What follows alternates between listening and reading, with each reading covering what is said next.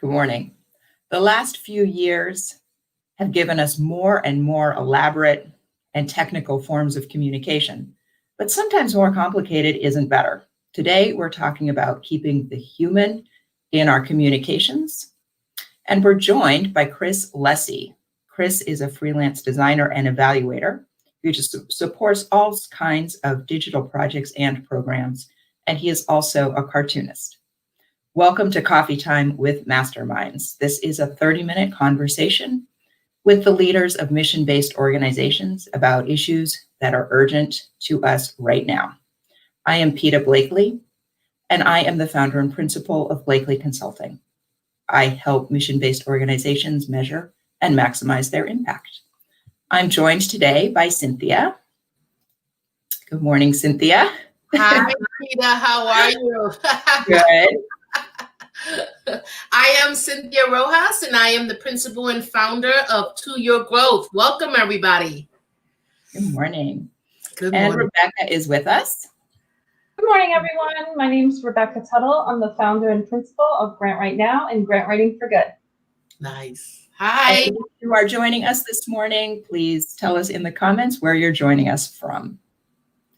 And Chris Lysy joins us this morning. Chris recently published a book of cartoons about evaluation, and he's here to talk with us today about communication, both high-tech and low-tech.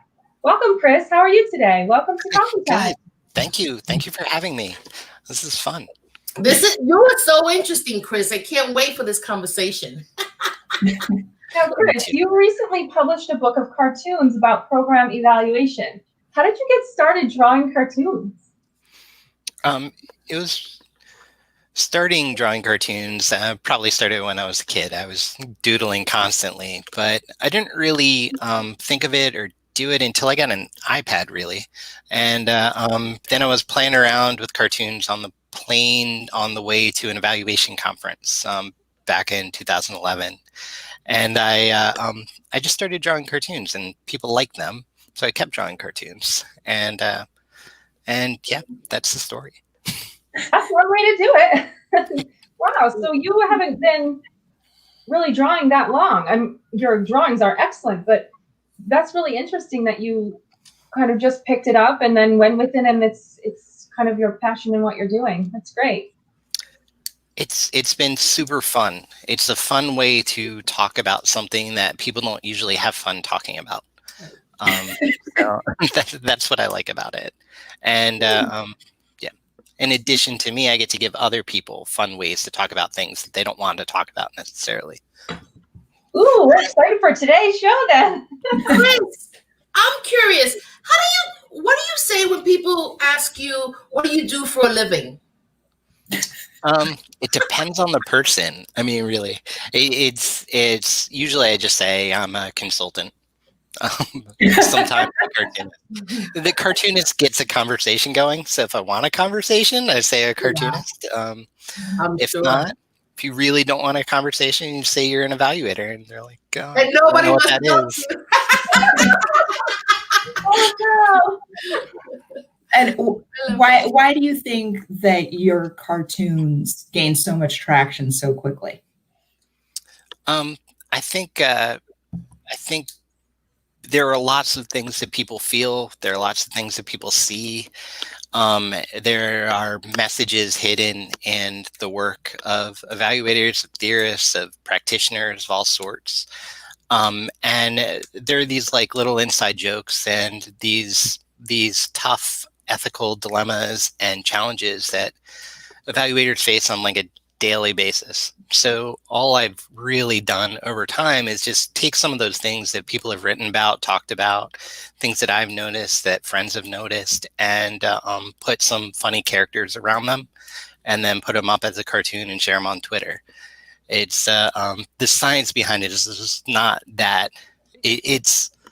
It's not about finding something new to say or saying something. It's just taking the realities of what can be a tricky job and putting them out in a way that people can actually digest them and start talking about them. So we named the show Unconventional Communication. Right now, Flawed is better. because you have a philosophy that perfection is not what we should be aiming toward. And so is that because of the pandemic and we need to give ourselves a break, or did you always feel that way? Um, I'm so I earned a degree in sociology. And Mhm. at one point, I was trying to become a psychologist. And the reason I like sociology is because it's all about the context. It's less about the individual person, it's about the stuff around. Right. And right now, when you look around at people and you'll do web design or other design things or program design or evaluation, you just see how overwhelmed people are. So I forget the question, Cynthia. So, I was going somewhere. do you feel like right now in particular, we shouldn't be aiming for perfection? Yes, Is I that think always- right now in particular, perfection is not the aim. There was when the web started coming around, everybody's trying to figure out how to use it. How do we connect with each other? How do we the first generation of web stuff, it's all about like taking the stuff we do offline and bringing it online, but it only takes a part of it. So like forums, it's not like a real forum, it's like different. Now it has a thread of that, but then as times go, social media has evolved, web media has evolved, our practices evolved, and now we're all online, we're all on video, and we're trying to figure out how to be people again, even across this digital medium. And so one of the things I found through my cartoons is to cartoon for people. So I used to use type in my cartoons. But then over time, I just started scribble drawing, and I have typos, and I've weird lines, and characters don't always have the right number of fingers, and but it doesn't really matter because all that stuff just shows that there's a person behind the cartoon. It doesn't have to be perfect, and it connects better that way. So, and that's the part. It's the evidence. It connects better. And that's such an interesting point that people are. My husband and I were just talking this morning about the rise in home crafts because people are home more because of COVID, and everybody's taking up baking and knitting and like trying to make things with their hands. There's this craving for things that are not mass produced and not perfect. Yeah, I've taken on coloring. And I'm like really into it. I don't know how much I've invested in markers, but they're awfully expensive. They're very expensive. Yeah. I need another hobby, a new hobby. You can just color pencils. You can get so many more. Chris, you have also been consulting in helping people take their events online and do training and events online. So what are the important issues for people to keep in mind when they're communicating either one-on-one or to multiple people virtually like we are now? I think people have been kind of looking at digital and thinking, okay, how do I put on a perfect webinar? Or how do I reach out to these people on Facebook or on Twitter? And thinking about all these different facets of these platforms and how they can actually be on these platforms and reach other people. But the essence of an event, the essence of a program, the technology is only a very small part of it. The technology piece doesn't really matter all that much. Usually there's something that they're trying to accomplish there, and taking these events and bringing them online, you have to figure out what the essence of the event is supposed to be. Are people trying to connect with other people? Are you creating a networking event? Or are you creating a series of presentations? Conferences, for instance, we all think, oh, well, you have these conferences, so you have these keynotes and you have these sessions, and then you have networking. Well, if we're going to go online, the knee-jerk thing is to go, okay, we'll just have the plenaries and we'll put them online and we'll create videos with plenaries. But that's not why people go to the conference in the first place. They go to connect with each other. So if putting the plenaries online, it's never going to feel anywhere close to the live event. So what can you do to get people to connect with each other?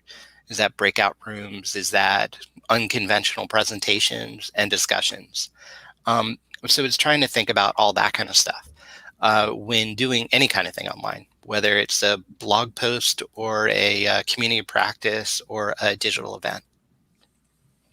That's awesome. I attended one of the best online events I attended. There were two of them, but one of them I can choose a room to go into.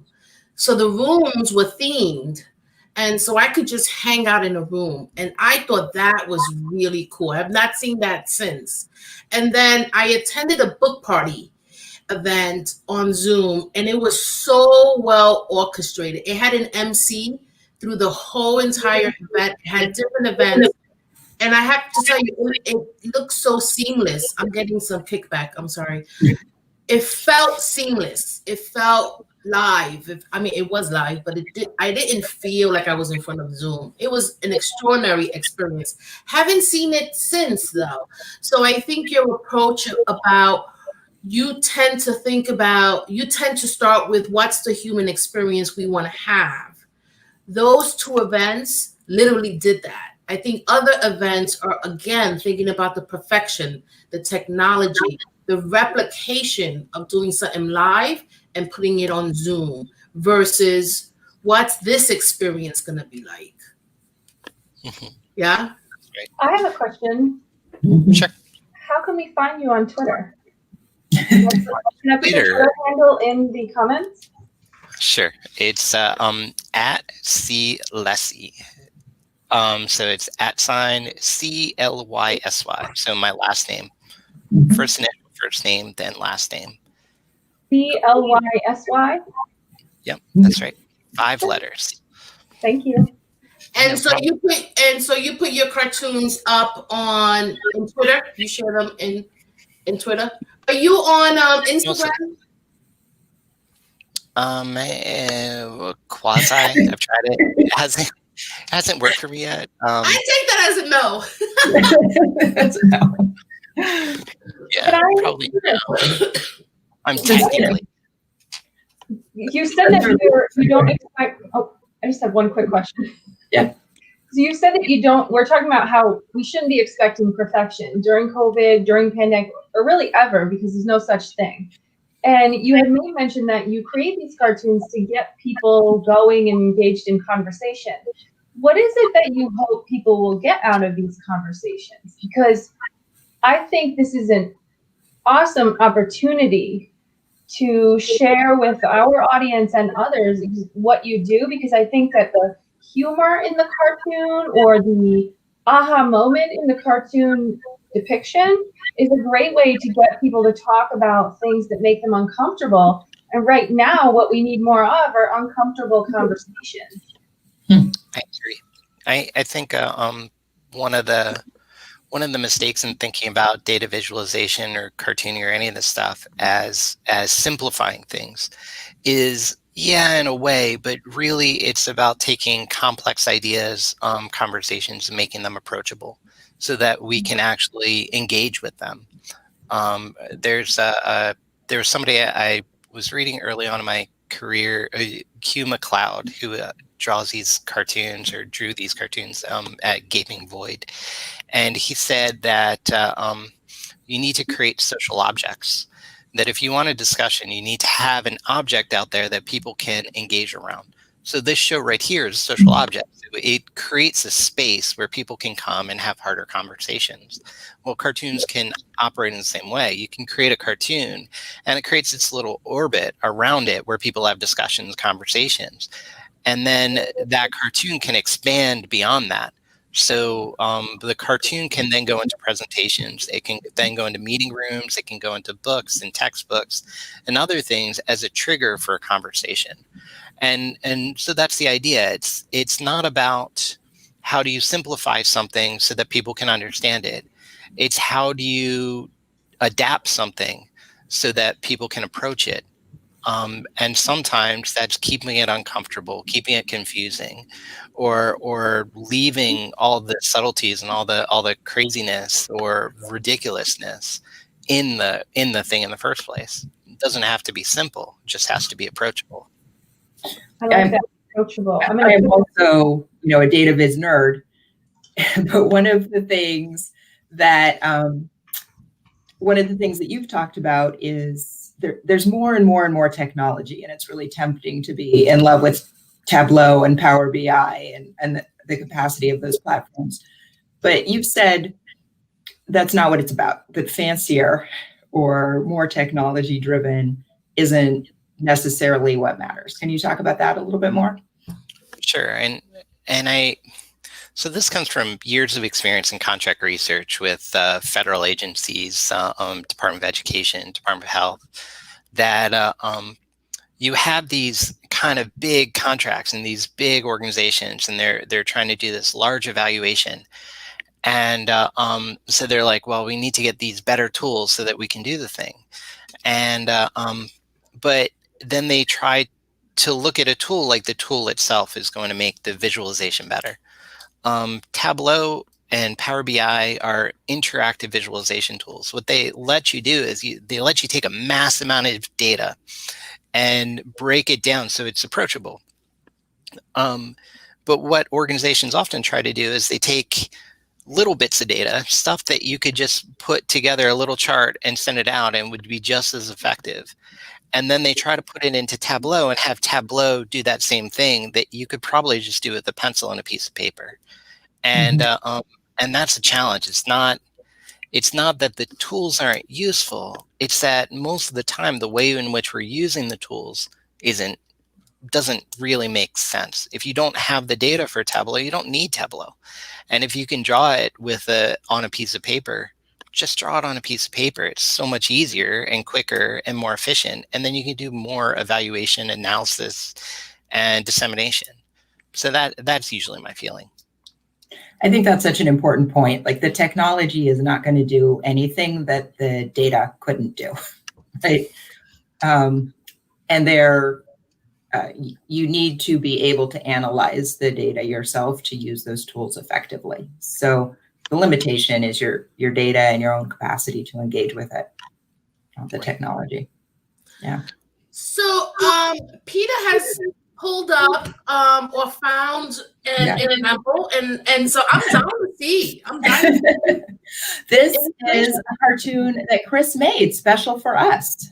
So, and it talks about some of the important issues that we have talked about in leading mission-based organizations right now, and the difference between leading and managing. Wow. I love that. So perfect. I love that. Thank you, Chris. Thank you. And While we're here, go ahead, Cynthia. No, I can see how this, you were just talking about an object and that can become the focus of conversation. I could totally see how this can engage people in having a conversation versus reading a one-pager about leadership and management, right? Yeah, that's so right. we will share that on social media and see how it starts a conversation.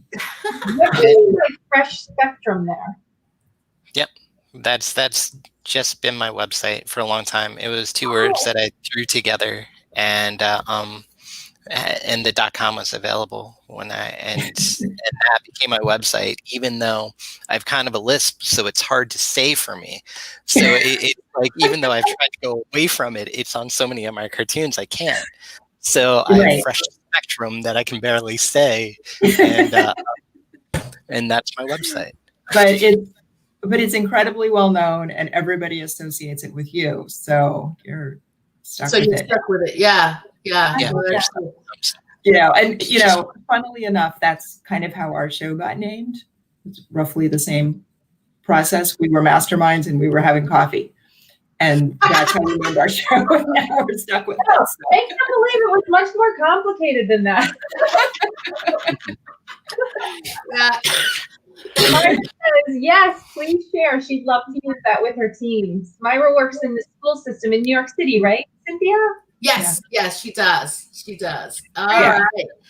Yeah, Myra, I think this would be a great conversation tool for your team in a way that's unconventional. So yeah, I'm sorry, Chris, you were going to say? Just that sometimes too is some of the cartoons that I've shared. That one's kind of an example of that there's usually a point. So the point was something that Peter was talking about, how there's a difference between leadership and management, and the idea between the two. And usually when people look at a cartoon, they'll think about like, oh, well, that's what a leader should be.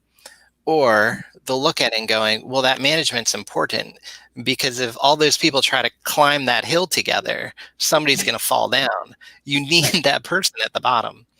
And there are a number of evaluation cartoons that I've done that have that kind of duality too, where depending on what you feel and think, you're going to come at that cartoon in a very different way. And you're like, well, that manager is important. And what's interesting, until you have that conversation, you don't know how people are reading it. So even something as simple as a cartoon creates this thing that everybody just assumes somebody's reading it one way, but it's not always like that. Wow. Yeah, that's very. To know, what do we do with a team member who's sometimes uncoachable? And how do you get through that frustration that you feel as a leader or manager when you're trying to coach people who just are resisting? You give them a cartoon. You have a conversation. Not coachable. Yeah, I think that's a hard question, because the non-coachable can be related to a couple of things. And so instead of starting with wanting to coach someone, starting with that person. And this may not be just one conversation, but what's driving that person's behavior. And it doesn't have to be so straightforward. You could have just on your one-on-one, just regular conversations, and start to get a sense and build some trust on what's going on with this individual, and then lead into coaching. But if you start with coaching, there's a core assumption built into that there's something wrong with that person. And so maybe that's off-putting to that person. So start just natural conversation as you would any of your teammates, and grow into a coaching situation. That would be my advice. But it's not fun, Myra. We all feel that pain as leaders. Have you ever had any controversy over your cartoons? I think not as much as I would have thought I would have early on. I think there are these topics that people feel like, oh, you can't really talk about that, or you can't really say that. And truth is, you can a lot of the time. You can say all sorts of random stuff. And with cartoons, what's interesting is that you can just say ridiculous things with cartoons that you could never write, that you can never speak. And it doesn't really throw people off. They're like, oh, it's a cartoon. You can have a person and he's like, you're an idiot. And they're like, oh, ha, ha, ha, cartoon. So not really. I have had a number of people who shared like, stories with me, and they're like, can you please turn these into cartoons? And the stories are all like ethical dilemmas or other things. And I'm like, yeah, sure. But don't mention my name. I don't want my name getting out as part of this. And so I've had those kind of things, but not really any true controversy over my cartoons. So people, that you're saying the medium itself makes the message more palatable. Yeah. And then, that makes me think the opposite. Maybe the reason we're all so in love with fancy data visualizations is the medium itself makes the data look more serious, right? And more precise. Yeah. There's a data visualization person I've been sharing a lot about recently, and I'm blanking on her name, but I will find it in a second. But her point is that she made, she draws pictures, and she draws a lot of infographics by hand. And the reason she draws them by hand and she illustrates them, and she's in the Guardian and a bunch of these other places, is that there's this faulty sense of precision in data visualization, that you take away the person and then all of a sudden this chart looks like something that's not just a bunch of messy data that somebody pulled together. That if you're going to create and share it, just make it messy, so at least people know that there's a human behind it, and that there's this whole human experience behind collecting that data and sharing that data. I'm gonna I find love her. that. Yeah, find her name. I followed her one, but Mona Chalabi. Okay. Do you know how to spell that? Writing it down. Sure, it's Mona, M-O-N-A, and Chalabi is C-H-A-L-A-B-I. Nice. Put that in the chat. And she also is a cartoonist? She is an artist and a data visualization person, probably more a data journalist, I would call her. Okay. I'm just putting it in the chat if anyone wants to That's great. So, Chris, I think I forgot my line of so if somebody wanted you, so someone can hire you to do an illustration of, let's say they're doing a training and it's a hard conversation. A lot of nonprofit organizations are doing trainings and workshops around racial inequity. They can reach out to you and work with you on building something that embraces conversation. Is that how people, is that a service that you provide? Theoretically, it's a process. It's something I could provide.